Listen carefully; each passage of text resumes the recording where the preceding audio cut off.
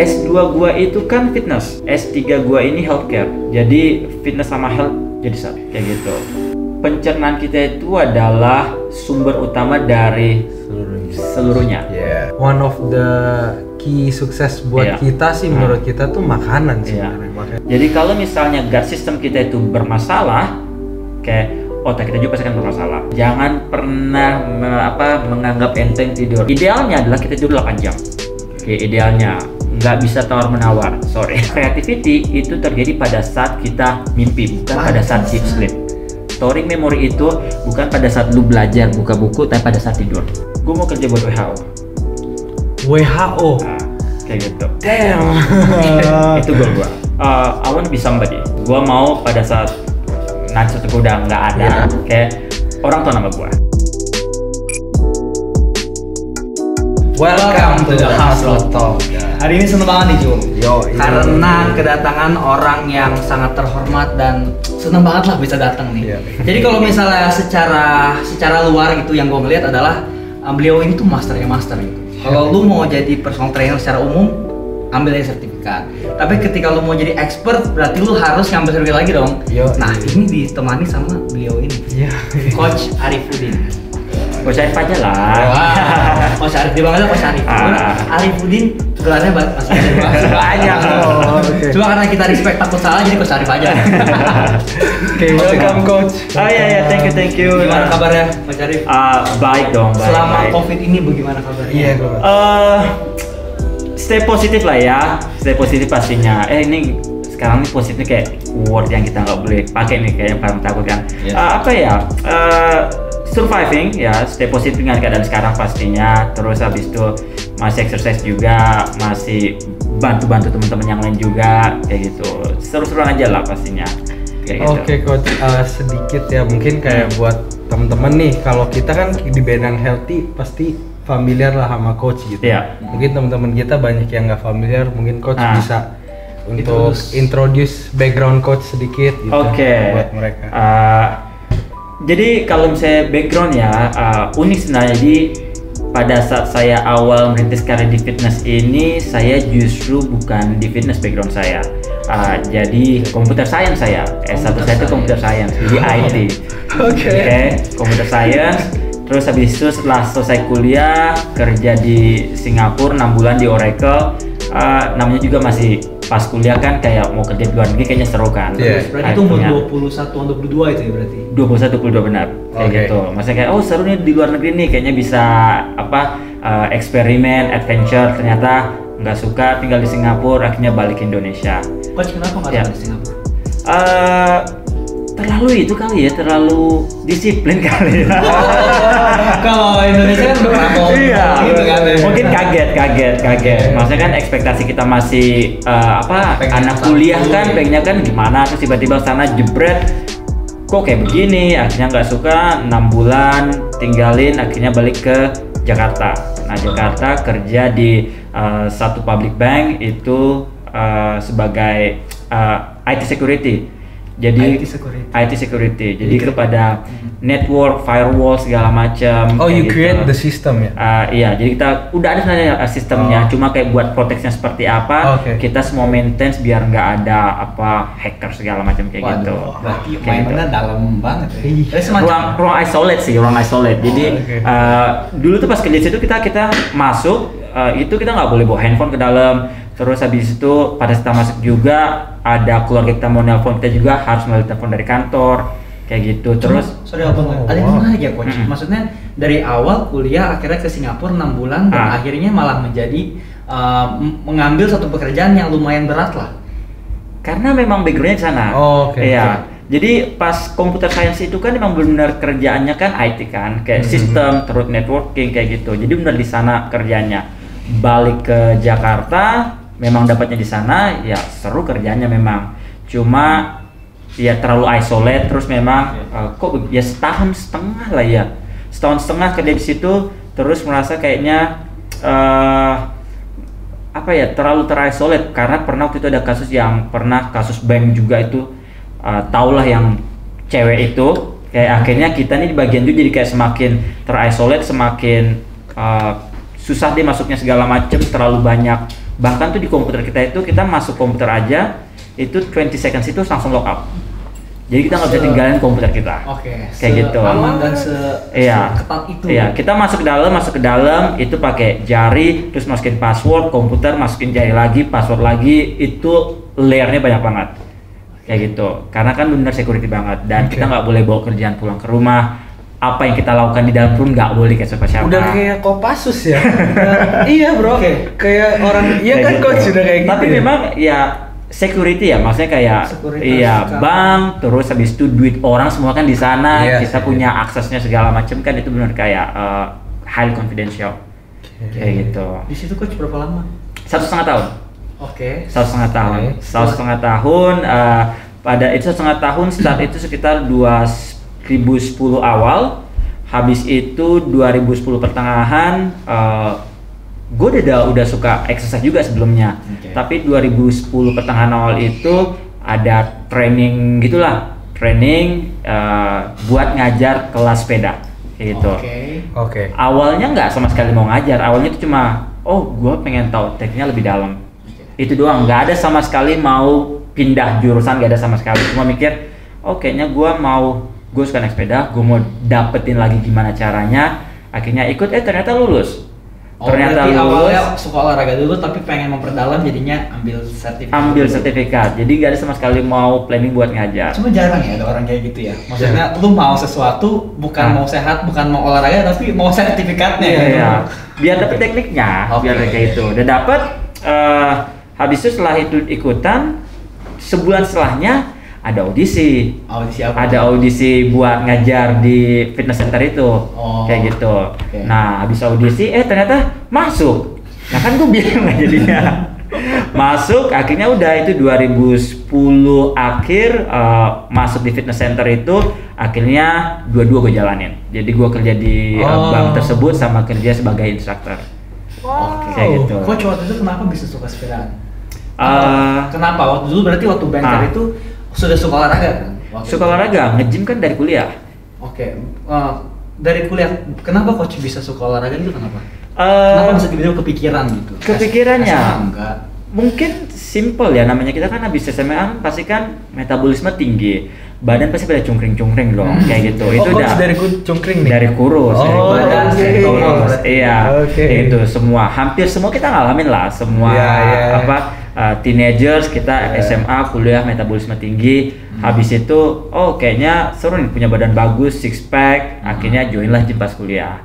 Kayak gitu. Nge-gym, terus habis itu kerja, baru kayaknya gue suka sepeda nih. Pengen tahu gimana sih tekniknya. Kayak gitu. Tahu tekniknya, ikut sertifikasinya 2 hari, lulus, ada audisi, masuk juga dua-duanya. Akhirnya gitu. Di situ berjalan berdua-duanya itu berjalan. Jalan dua-duanya.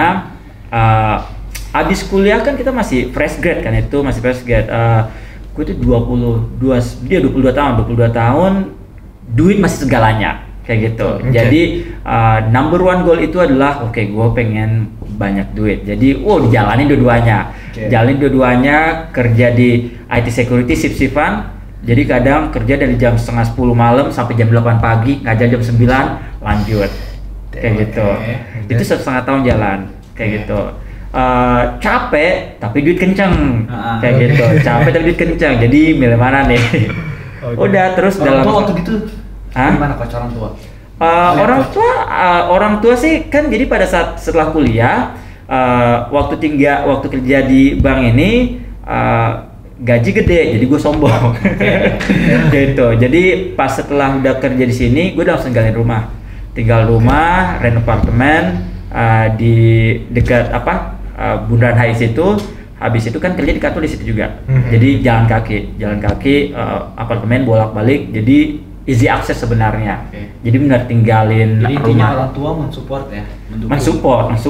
Mensupport karena kan banyak duit. Banyak duit, benar. Kaget juga. Namanya masih muda, terus dikasih gaji fresh grade yang lumayan, akhirnya dijalanin. Coach, kalau boleh tahu berapa gajinya coach? Itu ya 2010 itu sekitar 22-an. Iya, itu kalau lu udah main cewek. Ngomong sembarangan. Tapi ya begitu kan, masuknya kan kerjanya juga emang nggak sembarangan ya. Kita kan juga kayak tanggung jawabnya kan tinggi kan, tanggung jawabnya tinggi, terus benar kayak proses masuknya aja nggak cukup panjang. Bahkan pada saat apply di bank ini, mic-nya udah nggak dapet, soalnya tuh prosesnya tuh dari apply itu 2009 Agustus, 4 bulan 5 bulan baru masuk kerjanya. Wow. Jadi prosesnya panjang banget. Iya. Jadi nggak berpikir bakal dapet juga karena kan banyak banget kan yang apply. Kayak gitu. Udah itu 2010 akhirnya jalan dua-duanya, tambah lagi dapat income dari ngajar, kasihkan akhirnya udah, tapi lama kelamaan capek banget.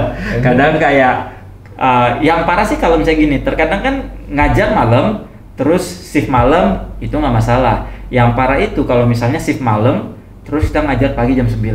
Lemes kayak gitu, itu lemes banget karena nggak tidur malamnya. Iya. Kayak gitu. Akhirnya udah selesai, akhirnya udah 2011 pertengahan akhirnya udah decide ini mana nih harus yang dipilih. Kayak gitu. Itu saat itu berarti coach 23-an tuh ya? 23-24 ya? Iya, 23-24. Iya, emang itu biasanya umur-umur kita masih kayak labil. quarter age crisis ya itu Iya. ya, dimana kayak mau nyari jati diri kan. Iya. Akhirnya gitu. Akhirnya udah mikir kan, sebenarnya sih mungkin karena dulu masih muda ya, mikirnya kan ya pada saat itu gua mikirnya adalah pemikiran itu mungkin agak sedikit irasional ya, maksudnya udah kuliah 3,5 tahun, terus gua tinggalin bank itu dengan financial independent juga, income juga udah lumayan banget sana, tapi gue pilih jadi ngajar. Kenapa? Kayak gitu. That's a big decision, right? Iya, kalau misalnya pada saat waktu awal, bahkan semua teman-teman gue juga bilang, lu bego banget sih, kenapa lu tinggal segala macam, orang pada mau fight untuk posisi itu, terus lu juga udah spend 3,5 tahun buat kuliah segala macam, kan sia-sia kan sebenarnya. Cuma emang passionnya memang di tempat lain, kayak gitu. Passionnya di tempat lain, memang pada saat setelah gue tinggalin bank itu agak freak out sedikit, yang tadinya dapat 20-an tiba-tiba gajinya di bawah 5 juta per bulan, kan mampus tuh. Kayak gitu. Nah terus udah gitu mikir kan, pada saat itu awal tuh 2011 awal ini gue pindah shifting kayak gini, gue nggak ada pegangan apa-apa, gue cuma punya pegangan itu adalah gue cycling instructor itu doang, kayak gitu. Gue cuma bisa ngajar cycling. Akhirnya ya mungkin karena ada fear juga, itu di 2011 awal gue ambil sertifikat sebanyak-banyaknya, kayak gitu. Bagaimana cara coach mengambil sertifikat sedangkan uang pun pas-pasan? Oh enggak, kan gue udah setahun kerja. Oh, udah setahun kerja, iya. Oke, gitu. That's a big problem ya, atau big questionnya. Kadang-kadang kalau misalnya gue denger gini coach, teman-teman yang sekarang gue masih seumuran juga, soalnya gue masih suka show waktu itu, terus banyak orang-orang yang umur 23-24 nanya ke gue mau jadi apa ya, pasti kayak gitu. Nah, ada juga yang ngomong katanya sekarang ini gue lebih milih punya jualan pecel lele 10 restoran daripada bekerja passion. Karena punya 10 restoran pecel lele, duit gue lebih banyak dan gue lebih bahagia didapatkan karena uang. Tapi ada juga orang yang seperti coach. Coach jadi ngomong bisa mendapatkan dengan gaji di under 5 juta karena passion. Apa yang membuat coach bisa ngomong bahwa itu passion, sedangkan coach sendiri aja di situ ada rasa ketakutan di situ. Padahal coach juga sudah masuk ke dunia situ tuh udah lama loh gitu. Kenapa bisa memilih itu dengan alasan passion? Karena gini loh, ketika kita ngomongin pada satu kerjaan kan memang dua pilihan yang berat kan, jadi pilihannya adalah duit yang pertama, yang kedua adalah something you enjoy, kayak gitu. Dua-duanya gue suka sebenarnya, tapi kalau misalnya gue harus milih gue lebih suka yang mana, gue akan lebih suka gue lebih suka ke exercise, ke fitness, kayak gitu. Karena in terms dari benefitnya juga ya buat gue set sendiri, dan kedua juga lebih ke sosialisasinya juga. Karena kalau misalnya gue kerja di bank itu kan benar-benar kayak solid, gue nggak akan punya lingkungan. Sedangkan kalau misalnya di community fitness center kan kita akan ada ketemu orang baru, networking juga. Jadi it's not just about passion, tapi it's about networking juga kepada orang juga. Networking, how you make people feel good about themselves kayak gitu. Jadi itu sebenarnya. Jadi kita kan as instructor, it's not just instructor, karena kita kan helping people juga. Betul. Kayak gitu, helping people juga.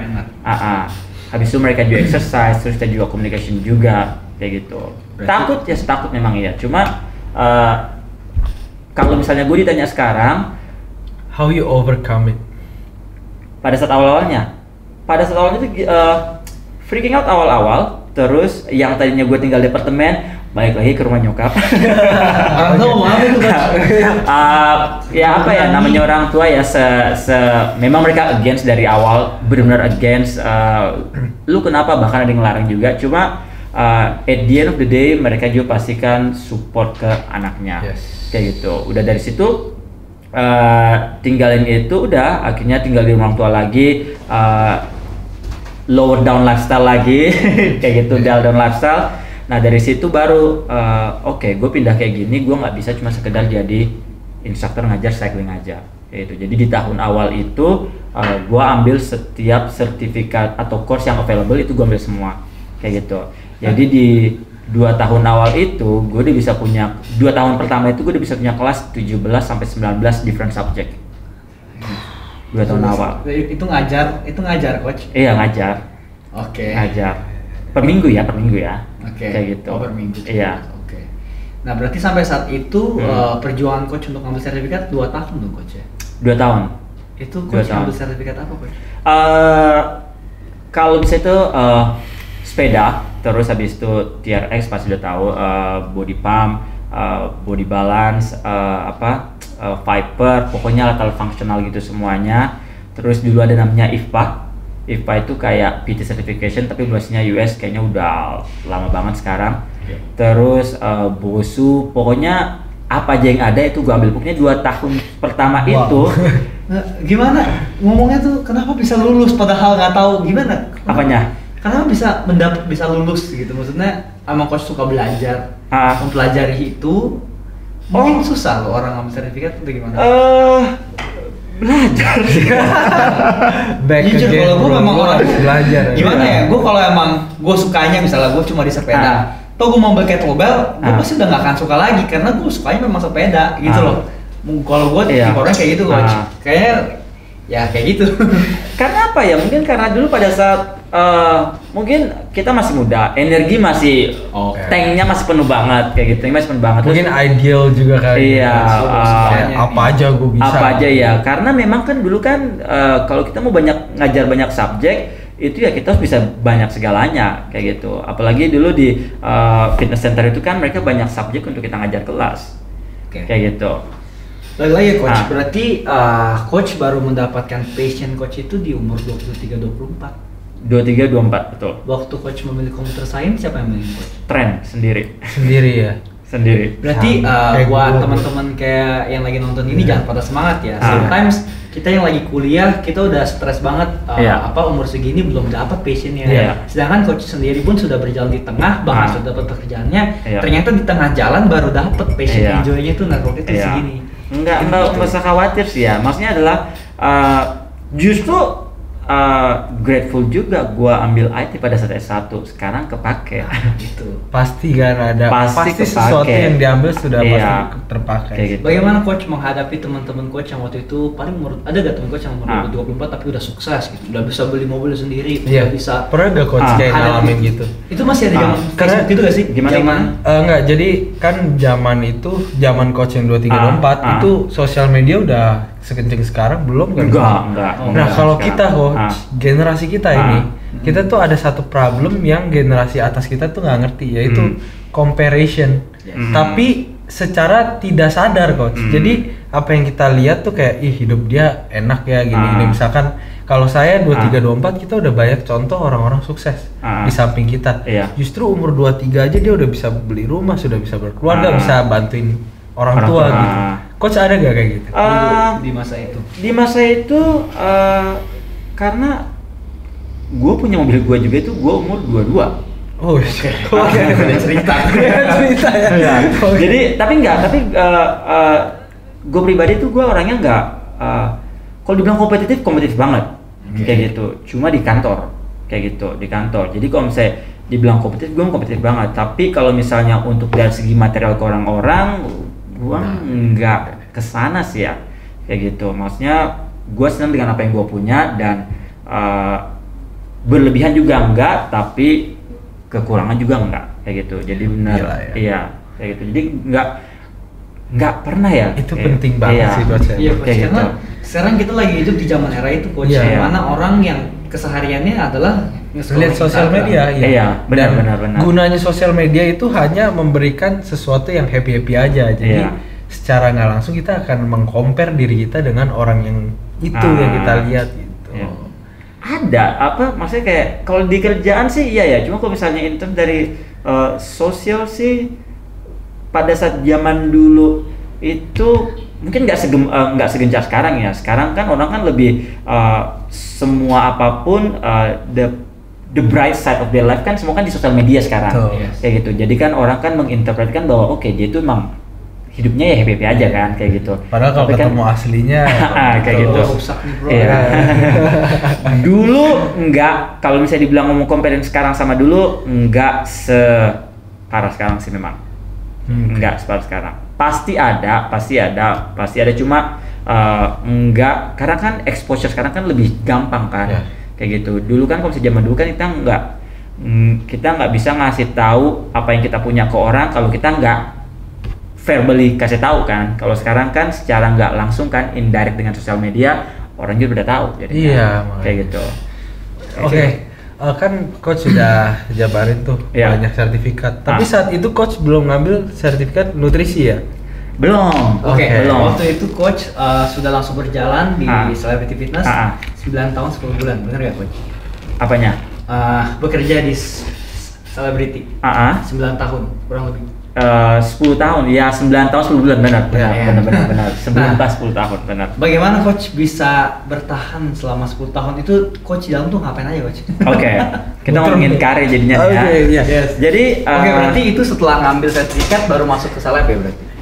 Enggak, jadi pada saat itu ngajar RPM itu, ngajar cycling itu kerjanya di Selfit. Kayak gitu, di Selfit. Nah, habis itu Selfit kerja itu pokoknya 2 tahun awal ambil semua sertifikat sana sini, gue masuk ke namanya fitness development. Jadi fitness development itu bukan di grup fitness tapi di PT department.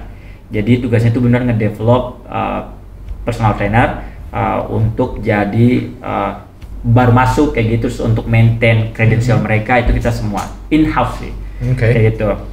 Baru di tahun 2013 NSM mulai masuk di Indonesia, National Academy of Sport Medicine. Gue inget banget tuh, jadi banyak banget yang pengen masuk ke NSM tapi nggak ada di Indonesia gitu loh. Katanya repot banget ya. Kayak gitu.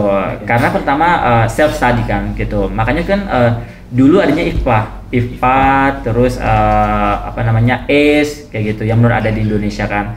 Nah baru pas 2013 itu kita kerja sama mereka, cuma semuanya self study. Jadi kita dikirimin buku, belajar sendiri kayak gitu dan seterusnya. Udah akhirnya itu 2013 gua ambil itu NSM tuh CS, jadi kayak lebih ke korektif kayak gitu. Habis itu kenapa coach ambil NSM? Apanya? Ngambil NSM itu? Karena waktu itu kerjasamanya sama NSM waktu itu, kayak gitu. Jadi belum ada kepikiran sama sekali mau ke yang lain-lainnya. Karena itu ada kesana, terus company kita juga ada kerjasamanya, dapatnya juga lebih murah, jadi why not kan? Dan semua orang pada ngambil, kayak gitu. Semua orang pada ngambil, cuma kan pilihannya waktu itu ide ngambil yang personal trainernya atau ngambil yang korektifnya, kayak gitu. Harusnya sih ngambil yang personal trainernya dulu. Cuma ya gua agak nggak mau. Ntar aja deh, gua ambil yang korektifnya dulu. Bedanya gitu. Korektif dengan ini apakah lebih tinggi atau gimana coach? Lebih susah. Jadi kalau PT itu yang CPT itu lebih kayak defaultnya, jadi kayak fondasinya. Jadi kayak diajarin nutrisi sedikit, diajarin gimana lihat postur sedikit, buat sport performance sedikit, science-nya juga sedikit. Jadi kayak sedikit tapi semuanya secara global. Nah, kalau korektif ini spesifik terhadap postur, chronic pain segala macam. Spesifik di situ. Kinesiologi. Ya. Kayak gitu. Jadi di situ itu 2013, baru pas 2014-nya baru gua ambil CPT yang PT-nya itu baru ambil yang nutritionnya, fitness nutrition specialist, baru ngambil yang PS-nya, performance enhancement specialist. Berarti yang susah dulu baru yang gampang gitu guys. Karena nggak tahu juga. Udah full semua diambil, gue bingung. Orang yang gampang terus susah dulu baru gampang. Kira. Kayak gitu. Jadi ambil itu, ambil yang buat sport performance, ambil buat yang PT-nya, sama ambil yang nutrisinya. Terus kok ada yang missing nih, kayak gitu. Kok ada yang missing, klien apa? Bukan klien, gue belum jadi PT waktu itu, masih jadi instructor. Member gue banyak cewek. Kayak gitu. Akhirnya ngecek-cek, oh ternyata NSM ada Women Fitness Specialist. Gua ambil juga. Kayak gitu. Itu tahun 2015. Ya 2015. Kayak itu 2015. Udah selesai dari situ. Kok mentok sekarang ya? Gua jadi kayak flat lagi, cuma ngajar terus fitness development, terus habis itu ada PT, akhirnya ada klien. Cuma kok flat ya harus satu yang lebih nih. Baru gua ambil S2. Itu di umur berapa coach? S2 itu gue sekarang tunggu 33, berarti itu tahun 2016 berarti 28. Oke. 28 untuk ngambil S2. Nah S2 ini baru bener spesifik ke human movement, kinesologi itu. Kayak gitu, jadi belajar gimana manusia bisa bergerak. Tapi yang gue bisa short ya dari Coach Arif ini tuh dari dulu dia nggak pernah mau comfort zone ya Coach kelihatannya. Nggak pernah mau memang. Iya. Itu apa sih yang nge-trigger Coach? Karena menurut saya sekarang tuh banyak orang, oke, gue mau sukses nih, tapi nggak mau ribet. Padahal kalau lu mau sukses dalam sesuatu, lu harus mengorbankan banyak dan lu harus lewatin liku-liku. Itu pasti lah, cuma kan tapi kan trigger orang beda-beda. Trigger Coach itu apa gitu? Kenapa ya? Kayak dulu udah hidup enak-enak, keluar zona nyaman. Sekarang udah semua sertifikat, gue pikir gue flat, itu berarti Coach sudah nyaman. Kalau menurut saya banyak orang kayak pikir udahlah hidup gue udah enak, ngapain. Tapi apa ya, kalau ngomongin goal ya, kayak misalnya kayak personal vision, personal mission lah, kayak gitu. I wanna be somebody. Kayak gitu. Gue mau pada saat nanti gue udah nggak ada, kayak orang tahu nama gue. Kayak gitu. Jadi as a legend ya. Iya, maunya gitu. Jadi kayak somebody mau benar kontribusi ke fitness di Indonesia pastinya. Karena pada saat gua nge-apply S2 juga esai gua itu adalah gua bilang bahwa di Indonesia ini fitness ini kalau kita ngomongin sport science itu jatuh-jatuhnya ke guru penjaskers. Kayak gitu. Itu di Indonesia seperti itu. Jadi di esai gua pada saat gua nge-apply kuliah waktu itu adalah gimana caranya gue mau mencari education di luar Indonesia, karena gue mau sesuatu yang menjadi praktisi yang di Indonesia itu nggak ada, itu yang pertama, dan gue bisa kontribusi ke fitness di Indonesia. Kayak gitu. Itulah sebabnya makanya gue ambil di luar juga. Kayak gitu. Iya. Memang ngambil di luar untuk merubah yang di dalam ya. Iya. Karena kita nggak bisa pungkiri, karena emang Indonesia tuh emang kayak selalu step back dari negara-negara lain gitu. Bagaimana Coach melihat era sekarang yang sekarang ini lebih sekarang udah ngehits banget dengan zaman yang dulu 10 tahun yang lalu mungkin nggak sesehat sekarang yang posting sosial media. Makan sehat, olahraga. Walaupun hanya pencitraan sometimes. Kalau compare dari dulu ya, mungkin kalau saya dulu kan ya dulu kan masih agak parah banget kan, kayak awareness kita terhadap exercise itu dibanding sekarang sama dulu tuh sekarang udah jauh banget lah. Sekarang kayak event-event kayak Car Free Day deh contohnya. Car Free Day yang awalnya dulu cuma di Sudirman aja, sekarang di semua penjuru ada semua Car Free Day. Terus orang juga awarenessnya untuk exercise itu semakin tinggi sekarang ini. Good, tapi lagi-lagi eagernessnya ada, tapi informasi yang available tuh belum terlalu, kalau gue bilang tuh masih banyak miskonsepsi yang ada di luar sana. Kayak gitu, orang banyak percaya terhadap karena badan mereka bagus atau influencer kan badannya bagus, mereka percaya ke sana, versus yang benar-benar well educated. Kayak gitu. Kita nggak bisa nyalain juga, karena di Indonesia juga orang yang well educated in terms of fitness juga masih terbatas. Kayak gitu. Itu juga kayak gitu.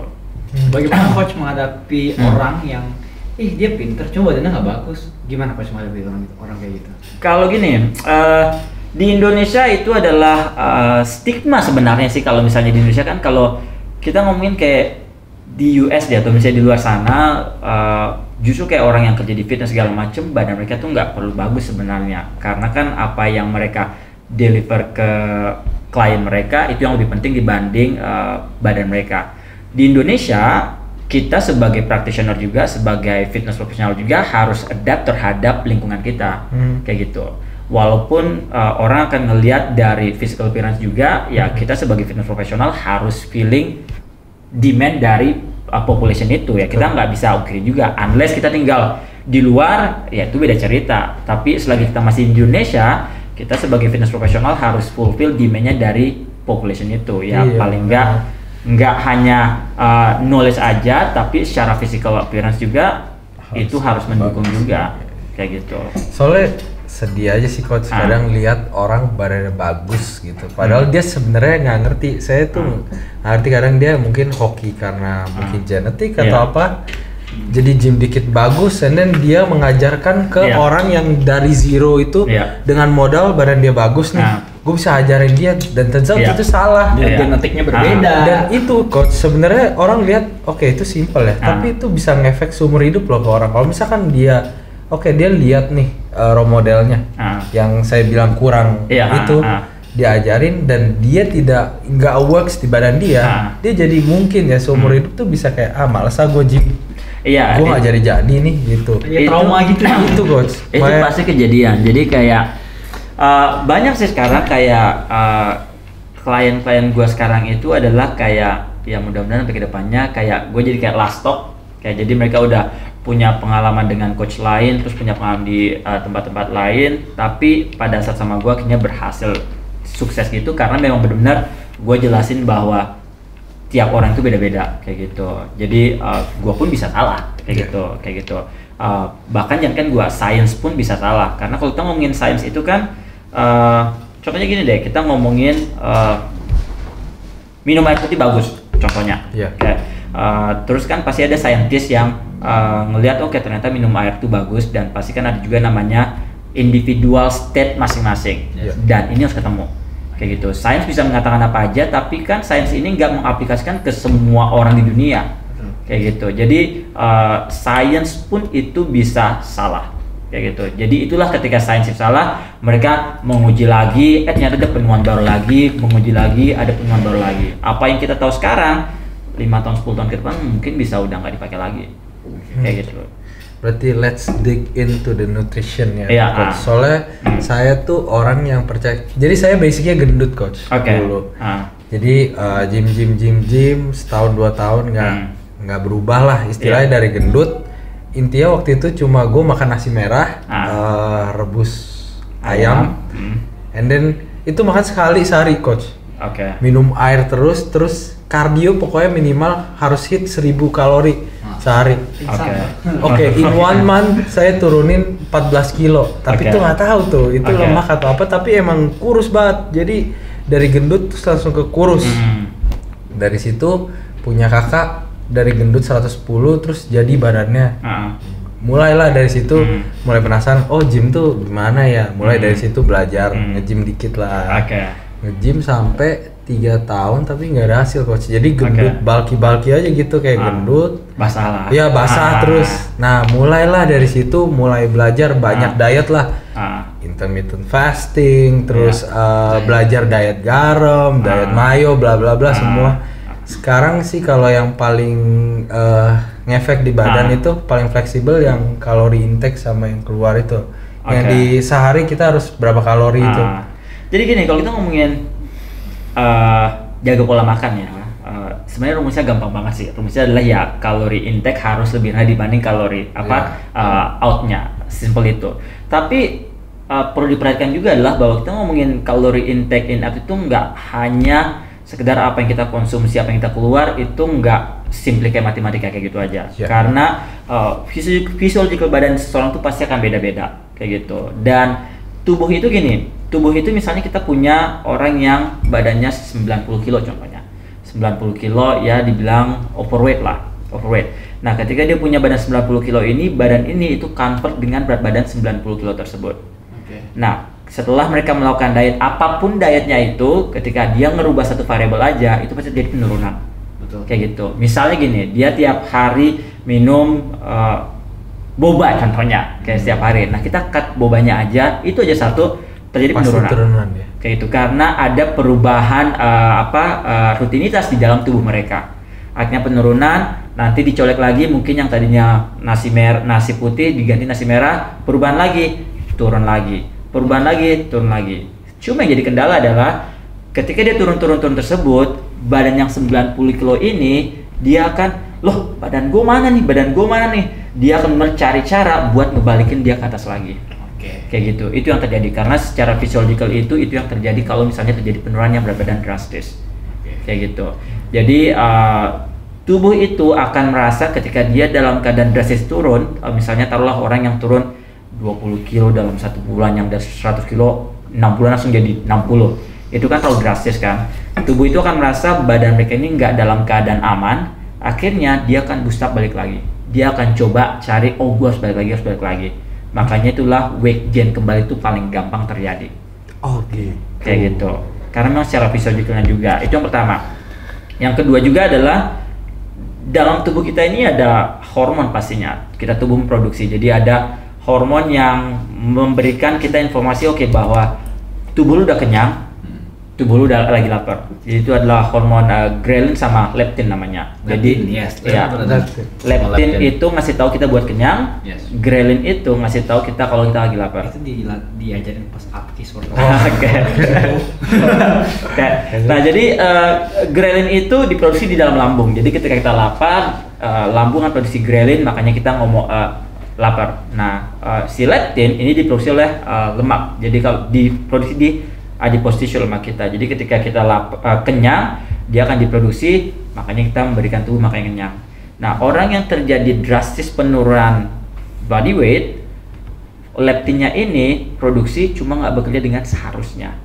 Kayak gitu. Jadi dia nggak mengirimkan sinyal yang benar bahwa tubuh dia kenyang, membuat adalah akhirnya dia mau makan terus, akhirnya balik lagi. Berarti kayak gitu. Diet yang normal bukan cepet-cepet gitu dong coach? Idealnya adalah kalau kita ngomongin sehatnya ya, itu sekiranya 0,5% dari body weight awal itu per minggunya. 0,5%. Kayak gitu. Jadi itu per minggunya. Jadi kalau misalnya kita dalam tarik 1 bulan, kurang lebih kalau 4 minggu kurang lebih sekitar 2% itu maksimalnya. Lebih dari itu tubuh akan merasa akan disakitin karena harm. Ketika dia harm itu tubuh akan cari cara untuk ngebalikin ke posisi itu lagi. Kayak gitu. Ya sih, saya tuh emang ada interest coach dari dulu. Jadi dulu kan belajar gym. Ternyata yang saya pelajarin tuh bukan gymnya, tapi sebenarnya yang works itu semua dari makanan menurut saya. Memang makanan. Jadi dari situ saya dig in lagi nih. Makanan quality tuh banyak coach, makanya. Dan saya tuh dari dulu interestnya makanan apa yang gue bisa upgrade otak gue. Dari dulu tuh kayak gitu, coach, psikologinya. Makanya saya belajar, suka dengerin podcast juga tentang otak, kayak apa yang lu masukin gitu. Dan saya baru tahu ternyata ada microbiome ya. Jadi kita di tubuh kita tuh punya dunia sendiri ternyata. Jadi dalam tubuh kita gini, pada saat kita ngomongin sekarang embrio, sampai ke sana ya. Jadi kalau kita ngomongin pada saat kita masih menurut dalam saya kandungan, ngefek nih coach, karena banyak orang, karena jujur aja, saya bisa think straight kayak gini, sejenius ini menurut saya karena asupan yang saya masukin ke tubuh. Ini banyak orang yang nggak tahu, tapi makanya kenapa saya mau ngundang coach untuk memfirm itu, karena selama ini saya lihat kan dari orang luar, banyak orang Indo yang tidak familiar dengan ini. Yang orang Indo tahu hanyalah healthy lifestyle. Kalau dia nggak tahu kayak impactnya tuh besar sekali di hidup kita gitu. Kalau misalnya kita ngomongin wellness ya, itu makanan itu udah play the main role sebenarnya sih, benar play the main role. Bahkan pada saat kita masih dalam kategori masih dalam kandungan, kita kan masih dalam bentuk embrio kan. Nah, embrio kita pada saat kita di dalam kandungan itu sudah ditentukan dari awal. Apakah kita dari brain cell dari ibu kita, atau enggak kita dari digestion ibu kita, atau enggak dari bone and muscle ibu kita. Jadi kalau misalnya kita dari brain cell, embrio kita terbentuk dari brain cell ibu kita akan lahir dalam keadaan ectomorph. Oke. Kayak gitu. Oh, sedetail itu. Kayak gitu. Makanya Iya. nanti kalau misalnya anak mau cewek mau cowok sekarang bisa diatur gitu. Sekarang kan udah teknologi masih Iya, biasa. Makanya jadi lu Iya. mau anak cewek yang mukanya kayak gimana bisa Kayak diatur gitu. dulu. Iya. Nah, terus kalau misalnya pada saat embrio itu dibentuk dari bone and muscle dari ibu kita akan lahir dari mesomorph. Makanya kalau orang yang mesomorph badannya udah bagus karena Iya. dominan embrio mereka itu udah dari bone and muscle. Kayak gitu. Bagaimana cara kita bisa tahu bahwa kita bone and muscle ibu? Kenapa? Itu semua harus dites. Kita nggak Dokter harus ya? Iya, dokter kayak gitu. Itu Oke. kan namanya phenotype sekarang. Phenotype kayak gitu. Nah, itu baru recent kayak 3 tahun terakhir ini kita study. Nah, kalau misalnya kita dari digestion ibu kita, itu kita keluarnya adalah si endomorph. Kayak gitu. Itulah sebabnya typical endomorph mereka kan susah untuk tipe badannya besar kayak gitu karena digestion mereka itu sangat pendek sekali. Kayak gitu. Gua kali ya. Nah, kayak gitu. kayak gitu. Ectomorph beda lagi. Ectomorph kan badannya kecil segala macam. Nah, ketika ectomorph ini mostly adalah ectomorph itu karena dia dari brain cell ini orangnya thinker. Kayak Jadi, gitu. Yang kurus-kurus Thinker, pintar iya. gitu. Thinker terus pemikiran karena mereka kan emang dari embrionya itu dari brain cell dari ibu kita. Sedangkan kalau yang mesomorph ini mereka ngelihat dumbbell barbell aja badannya udah jadi. Iya, iya. Karena memang dari segi badannya juga udah bagus seperti itu. Berarti dia bukan dikatakan seorang thinker juga. Enggak, karena memang majority dari embrio mereka adalah muscle sama bone. Berarti bisa dikatakan orang meso lebih lahir untuk jadi atlet gitu. Something like that, betul. Kayak gitu. Sedangkan kayak atlet dari genetik juga, Iya. oleh genetik, makanan support, bla bla bla. iya, dan endomorph itu karena mereka dari digestion system kayak gitu. Mereka kan suka makan, terus mereka kan suka susah untuk beratnya juga untuk susah turun. Emang karena kapasitas seperti itu. Baperan kayak gitu. Kan mereka That's pakai endomorph? Iya, that's endomorph. Oke. Makanya mungkin kayaknya lahir orang bintang Virgo dari ini kali ya. Menurut saya sih Kayak itu gitu, sih lebih iya. dari bintang. Iya, kayak Nebak-nebaknya kayak gini kayaknya. Karena gitu. Jadi memang dari segi Menarik, ya? embrionya memang udah tentukan. Nah, kita ngomongin microbiome. Jadi microbiome itu kan living organism dalam tubuh kita. Iya. Jadi apapun dalam tubuh kita itu adalah punya kehidupan. Kita makan itu basically kita Coach, feeding. sorry, Ya. banyak yang ngerti microbiome, Indonya itu apa coach? Mungkin mereka Iya. nggak tahu. Microbiome itu adalah kayak Bakteri. sel-sel bakteri dalam tubuh kita. Oke. Kayak gitu, sel bakteri dalam tubuh kita. Jadi kayak di pencernaan kita ini di large intestine, usus besar. Oke. Usus besar kita kan punya adalah bakteri yang di dalam pencernaan kita. Mereka itu berfungsi memastikan bahwa semua bakteri dibunuh. Kemudian habis pada saat kita juga buang air juga itu tidak Iya. keras dan tidak terlalu basah seperti itu. Itu semuanya kerjaan si microbiome kayak gitu dalam tubuh kita. Nah, microbiome ini dia harus happy. Iya. Kalau misalnya dia juga nggak happy segala macam, kalau kita berikan makanan yang nggak benar-benar, ini juga pasti akan bermasalah kayak gitu. Jadi itu microbiome kayak gitu. Kalau misalnya kita ngomongin dari jadi kayak bakteri dalam tubuh. Karena pada intinya kan kita mengkonsumsi makanan itu ya kita memberikan makanan dalam tubuh kita memberikan makanan juga ke microbiome tersebut. Betul. Kayak gitu. Jadi bukan hanya tubuh kita yang kita berikan makanan, tapi sel-sel kita juga kita berikan makanan. Berarti Kayak gitu. singkatnya mau kita makan sehat, tidur cukup tapi nggak bahagia. Mungkin itu berefek Efek baik ke lain. microbiome Efek juga. Iya, efek juga. Karena gini loh, saya selalu punya pendapat bahwa pencernaan kita itu adalah sumber utama dari seluruhnya. Yeah. Seluruhnya. Kayak gitu. Bahkan lebih dari otak ya. Otak kita ini cuma reseptor, maksudnya adalah dia cuma menerima sesuatu kemudian dia memberikan sesuatu apa yang diterima. Oke. Contohnya kayak brain cell ini kan dia memang mengontrol semuanya. Maksudnya kayak gue mau ambil minum terus gue ngomong kayak gini kan semuanya dari otak. Cuma otak ini nggak akan mengeluarkan action tersebut kalau dia nggak dipancing dulu. Contohnya ini ada air minum, gue nggak akan minum air minum ini kalau gue nggak haus. Iya. Oke, jadi haus ngasih informasi ke otak, akhirnya otak memberikan gua ambil minum. Kita jalan di luar, lu nggak mungkin nengok kalau nggak ada orang yang panggil. Iya. Kayak gitu. Lu Betul. nggak akan ketawa kalau lu nggak ada yang lucu. Betul. Kayak gitu. Oke. Jadi otak kita ini punya apa? Menerima informasi, kemudian merespon terhadap informasi yang dia dapat. Nah, itulah sebabnya perut ini dia memberikan sinyal ke otak terus. Jadi kalau misalnya gut system kita itu bermasalah, kayak otak kita juga pasti akan bermasalah. kayak gitu, susah mikir segala macam, terus banyaklah kendalanya. Itulah sebabnya healthy gut, healthy mind. Makanya itu kenapa banyak teman-teman yang nggak tahu nih menurut gua, soalnya mereka pikir mereka tuh nggak tahu kayak healthy lifestyle tuh apa sebenarnya aja, kayak makan shirataki for me. Coach Shirataki is not healthy for me. Terus nutrisi apa yang gua ambil dari itu loh? Betul. Kayak come on lah, lu mau kurusin badan tapi lu jangan nge-cut kalori doang, tapi kita harus pikirin quality yang masuk gitu. Apa ya? Ini ya lagi-lagi kan yang tadi bilang banyak miskonsepsi yang kita tuh sekarang kan kita ngomong kalori nggak ada, pokoknya kalorinya kecil, tapi kita harus pikirkan juga lah nutrisinya juga, apakah dia nutrisinya bagus atau enggak. Contohnya gini deh, kita ngomongin susu contohnya. Susu kan kalorinya kan cukup tinggi kan, tapi input dari nutrisinya ada vitamin D-nya, ada laktosnya, terus banyak nutrisi kita bisa ambil dari si susu tersebut gitu. Berbeda halnya sama kayak kita ngomongin kayak soda. Soda itu kan kalorinya tinggi, tapi nutrisinya kan nggak ada kayak gitu. Jadi harus play smart juga sih. Jadi kita nggak bisa hanya simply adalah ngomongin kalori aja kayak gitu. Dan kalori kan nggak bisa kita ukur secara spesifik. Kita ngomongin kalori, kalau kita ngomongin ayam 100 gram kalori ayam, lihat dulu prosesnya gimana. Itu bisa berubah secara drastis kalorinya, kayak gitu. Coach, kemarin saya rasain sendiri pas kita mulai transisi, kita perpindahan ruko ya. Saya tuh benar-benar fokus coach sama how to manage this, sama kita berdua tuh lagi struggling itu. Feature-nya kayak gimana sih? Alhasil kita tidak memperhatikan makanan kita ya bro. Tapi kita tetap olahraga kok. Tetap olahraga dulu deh gitu. Tetap makan di sebelah coach. Sebelah itu prasmanan di warteg sebelah. Tapi satu nutrisi kan pasti nggak tahu ya, kita nggak tahu.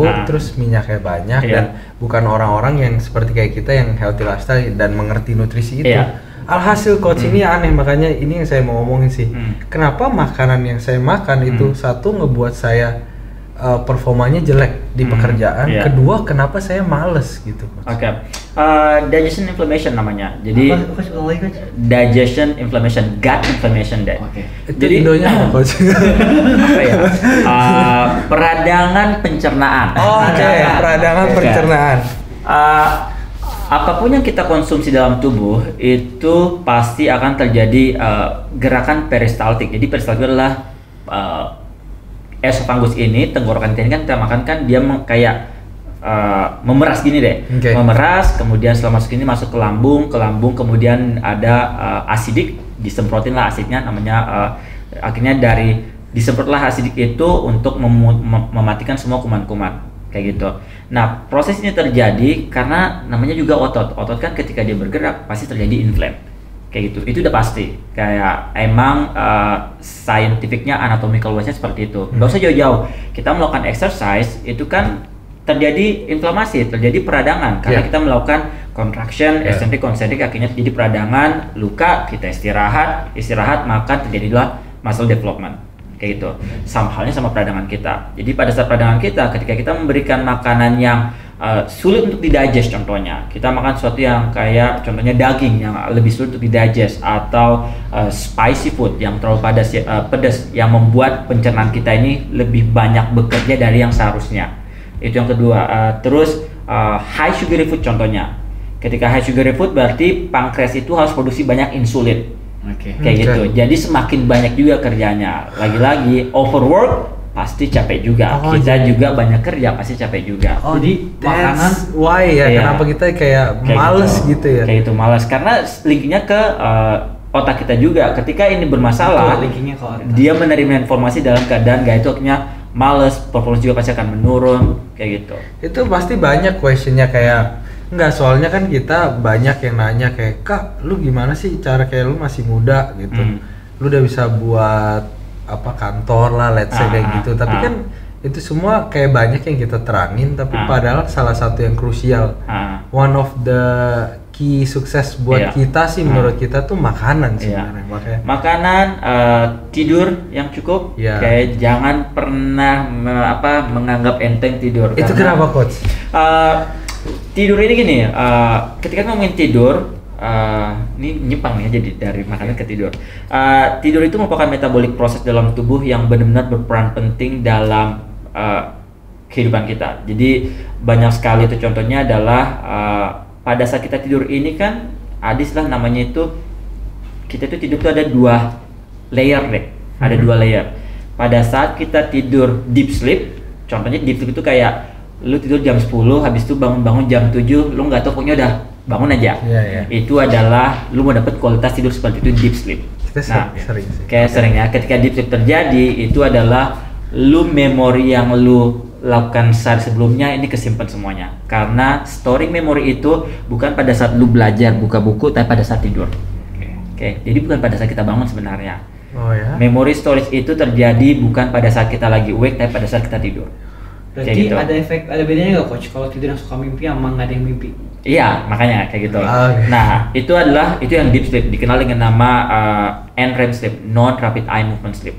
Kayak gitu, non rapid movement. Jadi kalau misalnya kita ngeliat orang tidur sebelah kita kalau matanya diem nggak goyang-goyang itu adalah mereka dalam keadaan deep sleep atau dikenal nama NREM sleep. Itu quality sleep baru ya? Deep sleep. Deep sleep. Nah, ada juga adalah namanya REM sleep atau rapid eye movement sleep. Jadi pada saat kita dreaming dan lain-lainnya, kita butuh itu, kayak gitu. Kita butuh itu karena kenapa? Creativity itu terjadi pada saat kita mimpi, bukan pada saat deep sleep. Gue pernah 1 bulan tiap hari mimpi, sampai gue takut coach. Ini gue kenapa gitu loh? Karena gue mimpi terus takut gue udah mau mati aja loh. Kayak gitu. Jadi memang ada seperti itu. Jadi NREM sleep sama REM sleep ini dia cycle dalam waktu 8 jam tidur. Jadi misalnya gini, idealnya adalah kita tidur 8 jam. Idealnya nggak bisa tawar menawar, sorry. Tapi gue tidur 6 jam kan boleh 6 sampai 8 jam berarti 6 boleh. Kayak 6 jam nggak bisa, 7,5 jam at least. Kayak gitu. Karena noted. Kayak pada saat kita tidur, jangan dulu ke kantor jadi kita kesiang-siang nanti. Pada saat kita tidur itu, pas kita tidur, ini kan kita tidur kan 2 NREM sama REM ini dia kayak cycle naik turun. Jadi 4 jam pertama itu bisa kita tidur, let's say kita tidur jam 11. Kita tidur jam 11, habis itu jam 11 kita akan masuk ke bener deep banget dulu. Ke deep banget ke si NREM sleep tersebut. Di sini adalah di 2 jam 3 jam awal ini biasanya kita tuh nggak akan dibangunin orang masuk, kita nggak bakal dengar. Kayak gitu. Nah, itu kan setelah 4 jam awal jadi kayak kurvanya turun seperti ini. Nah, setelah nanti udah masuk ke 2 jam 3 jam sampai ke 4 jam dia naik ke NREM sleep. Di sini kita mimpi. Makanya kita kadang mimpi itu sekitar jam 2-an, jam 3-an. Kayak gitu. Kemudian dia turun lagi ke bawah, kita deep sleep lagi jam 4 jam 5. Nah, baru pada saat kita ke atas jam 6 jam 7 dia baru naik ke NREM sleep, baru kita wake. Kayak gitu. Itulah sebabnya kita kalau mimpi, loh kok gue bangunin udah pagi. Kayak gitu. Karena dia punya tidur masih subuh-subuh mungkin. Iya, kayak gitu. Itu ada cyclesnya. Nah, sayangnya adalah ini terjadi di 8 jam mark. 8 jam. So that's why we have to sleep. Iya. Bagaimana menangani orang yang nggak bisa tidur 8 jam, coach? Tiba-tiba di 6 jam 5 jam udah bangun nggak bisa tidur lagi. Kayak gitu. Itu bisa jadi insomnia, kayak gitu. Insomnia itu ada 2, ada si onset insomnia, offset insomnia, ada maintenance insomnia. Kayak gitu. Jadi offset itu adalah kita nggak bisa tidur kayak malam-malam jam 1 jam 2 masih all. Ada juga yang maintenance insomnia, mereka tidur tapi mereka nggak bisa masuk ke deep sleep mereka. NREM sleep-nya ini nggak dapet. Kenapa orang bisa insomnia, coach? Banyak faktor, caffeine consumption, jadi minum kopi, kayak gitu. Orang kan sekarang banyak berpikir, gue nggak masalah sih minum kopi segala macam, gue bisa tidur aja. Lu bisa tidur, tapi lu bisa nggak maintain tidur dalam keadaan deep sleep. Itu yang pertama. Terjadi pencernaan dalam digestion system, itu juga ngaruh. Itu sebabnya kita nggak boleh makan 2 jam atau 3 jam sebelum tidur. Karena pada saat kita boleh coach. Kenapa? Kalau mau makan 2 jam 3 jam sebelum tidur baru boleh makan, jam 2 jam setelahnya baru boleh tidur. Nggak boleh. Nggak boleh. Jadi kalau misalnya gini kan, misalnya kayak makan itu gini. Kita makan misalnya itu jam 11. Jam 11 ya kita roughly kalau misalnya makan itu the latest sekitar jam 3-4 jam sebelum tidur. 3-4 jam. 3-4 jam sebelum tidur. 3-4 jam sebelum tidur. Tergantung makanannya sih, Karena kan tiap makanan itu punya digestion rate yang berbeda-beda. Kayak gitu. Paling cepat itu carbs. Kayak carbs itu 1-2 jam. 1-2 jam carbs kelar, bam selesai. Kayak protein 3-4 hours. Habis itu fat itu paling lama, 5 to 6 hours. kayak gitu. Jadi coach, kalau misalnya ada orang malam-malam lapar, tapi pengen tidur, tapi lapar nggak bisa tidur, enaknya bagaimana? Jangan makan. Mendingan jangan makan ya. Jangan makan, kayak gitu. Jangan makan. Karena pertama gini, most likely ini kalau misalnya ngomongin physiological tubuh ya, ini pasti mereka lapar ini pada saat jam 11 ke atas. Iya, why? Kayak gitu. Kalau kita ngomongin tidur, kita ada pernah dengar pasti namanya pola tidur kan, kita punya jam biological kita. Nah, setiap orang itu roughly akan sama, itu sekitar jam 11 sampai jam 7 pagi. Jadi kayak adults lah, itu umur 25 ke atas sampai umur 40 itu dari sekitar jam 11 sampai jam 7 pagi. Majorita kan sama seperti itu. Ketika kita jam 11 sampai jam 7 malam, jam 7 pagi, itu jam 11 sampai jam 3 itu adalah momen di mana tubuh kita itu produksi melatonin. Melatonin membantu dalam keadaan tidur. Kalau kita dalam keadaan jam 11 itu masih bangun, melatonin pertama nggak bisa diproduksi, tubuh kita akan produksi namanya kortisol. Ketika kortisol atau stress hormon diproduksi, insulin akan naik, kita akan lapar, craving sesuatu yang manis. That's why. Kayak gitu. Jadi nggak mungkin nih jam 12 malam cravingnya salad, pasti malah martabak. Iya, betul. Kayak gitu. Karena memang secara fisiologis, jadi bukan karena cravingnya, tapi karena tubuh nggak berhasil memproduksi melatonin, dia memproduksi hormon stres, makanya butuh gula sesuatu yang manis. Kayak gitu. Jadi memang sekitar jam 11 sampai jam 7. Oke coach, tapi satu lagi nih menarik nih.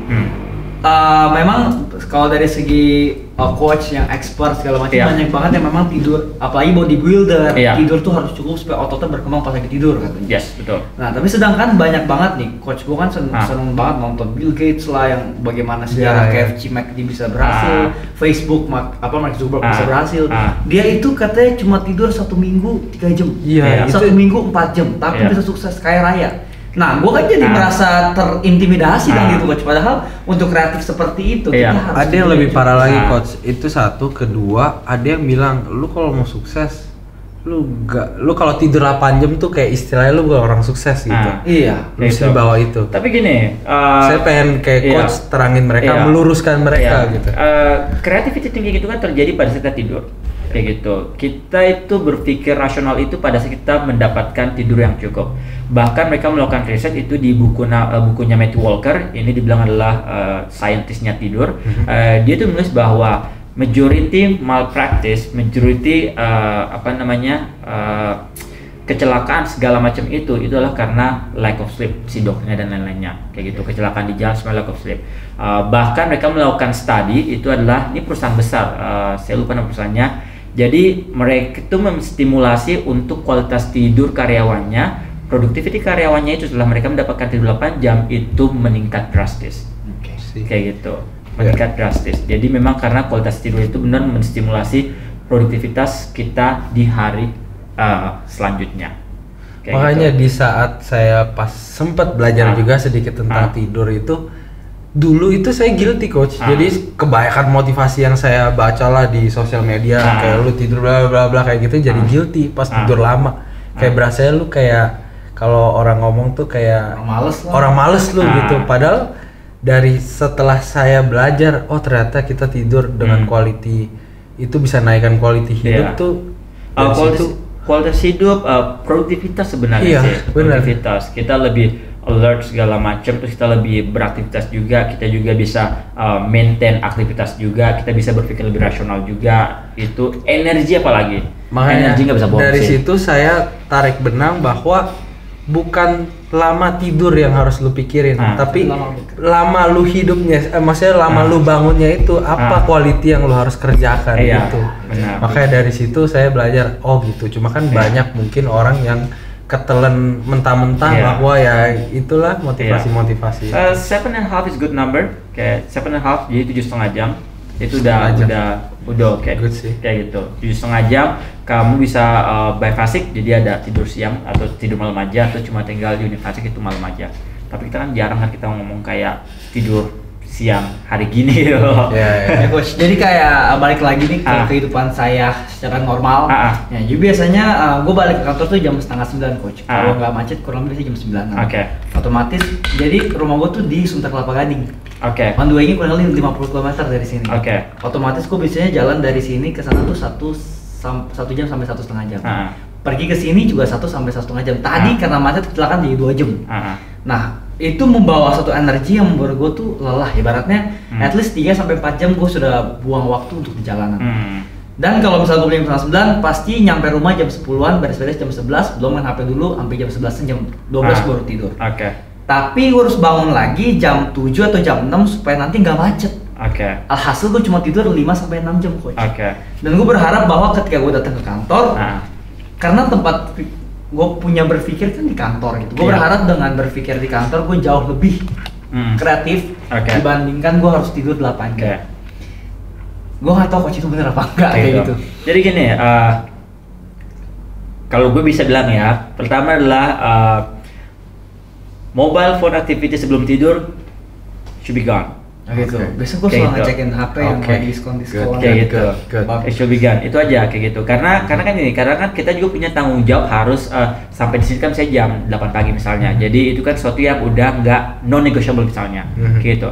Tapi pilih sesuatu yang bisa negotiable. Jadi kayak misalnya kayak handphone itu kayak gue pribadi gue ini nggak buka screen exposure itu sejam sebelum tidur udah nggak, harusnya malah 2 jam sebelum tidur. Kayak gitu. Karena LCD segala macam, terus habis itu ngeliat kayak gini, ini membuat kita akan susah untuk tidur. Itu udah nggak, bukan rahasia umum lagi, karena kita ngeliat screen segala macam itu membuat kita akan sulit untuk tidur karena LED exposure. Kayak gitu. Jadi sejam atau misalnya 1,5 jam sebelum tidur itu LED harus ituin. Kayak gitu. Ketika kita ngeliat apalagi sekarang ya YouTube segala macam dia makin lama makin kelihatannya sepele, cuma lagi-lagi kita akan lebih sulit untuk fall asleep. Kayak gitu. Jadi benar itu sih benar gimana caranya untuk mensiasati biar dapat kualitas tidur yang lebih dalam lagi. Kayak gitu. So menarik ya? Iya, menarik banget. Ini kalau kita ngomongin bisa 2 jam nih. 3 jam lagi. Yang saya mau tarik nih berarti sebenarnya basically kita harus melihat quality food, and then kita harus seek quality tidur juga, itu dan exercise ya, coach sudah pasti ya. Kayak itu. Dan tiga-tiganya saling ketergantungannya, mereka nggak berdiri independen sama sekali. Satu yang missing berantakan. Jadi kayak sama aja lu makan katanya kalau dapur olahraga lu mau sehat 70% di dapur. Tapi kalau 30% yang lu nggak pakai kan nggak nyampe 100%. Nggak bisa gitu. Tapi maksudnya gua tuh kayak ini tidak hanya works untuk lu mau buat badan kan, coach. Sebenarnya ini bener-bener healthy lifestyle. Untuk ngefek lu kalau mau performance atau lu mau punya hidup enak entar di tua itu ngefek semua kan, coach. Ngefek semuanya. Kayak gitu. Jadi karena apa ya, kita ngomongin nggak bisa ngomongin dari simply hanya sekedar physical appearance ya. Kalau ngomongin physical appearance, it's apa ya, it's one thing, tapi kan lebih pada psychological kita juga. Terus habis itu juga oke, badannya bagus, tapi do you feel good?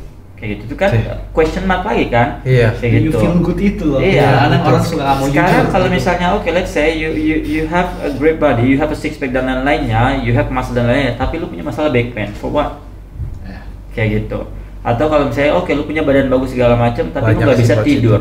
Banyak. Kayak gitu. Jadi banyak banget. Jadi kayak it's kompleks ya, kita nggak bisa jadiin satu. Itulah sebabnya adalah tidur, olahraga, sama makan. Jadi mungkin banyak teman-teman yang nanya kayak one of our key ya untuk sukses itu menurut gue yaitu lu harus perhatiin lu tidur, lu harus perhatiin makanan. Oke, lu tanya bro. Kita kan selalu enggak, sebenarnya sebelum gue bertanya pengen bertanya lagi sih coach. Jadi coach itu ini keseluruhannya whole ya, bukan kesehatan. Karena kalau ngomong kesehatan kita mau ngomong apa bisa jawab gitu loh. Enggak, gue pengen nanya coach, jadi lupa, padahal udah bagus kan. Lu lihat diri lu 5. Bukan itu. Nah coach, jadi gue pengen dengar dari pada coach depannya kan ngomong bahwa coach pengen dilihat pengen die as a legend. Pengen merubah mungkin jangan legend kalian kayaknya terlalu enggak kok, jangan tambah gila ya. Karena kita juga mimpinya pengen legend juga. Di sini adalah orang-orang legend semua. Amin. Kita pengen merubah dunia dan gue pengen dikenal. Jadi sedangkan kalau kita lihat di Indonesia banyak sekali master trainer, mungkin ada juga orang-orang yang mengambil sertifikat. gue pengen dengar dari coach apa yang bikin coach ini berbeda dan spesifiknya sehingga coach ini berbeda dari yang lain secara signifikan. Apa yang bisa dibilang gue harus sama coach Arif bukan sama yang lain? Oke. I know what I'm doing. Ya, kayak gitu. I can assure I'm really good at it. Kayak gitu. Kalau kita ngomongin kinesiologi saja deh. Di Indonesia kan cuma saya aja di Indonesia. Iya, gitu. Jarang sekali coach ya. Nggak ada. Saya punya pacar ada mata kuliah kinesiologi juga. Dia anatomi tubuh tapi nggak sedalam coach. Gitu. Terus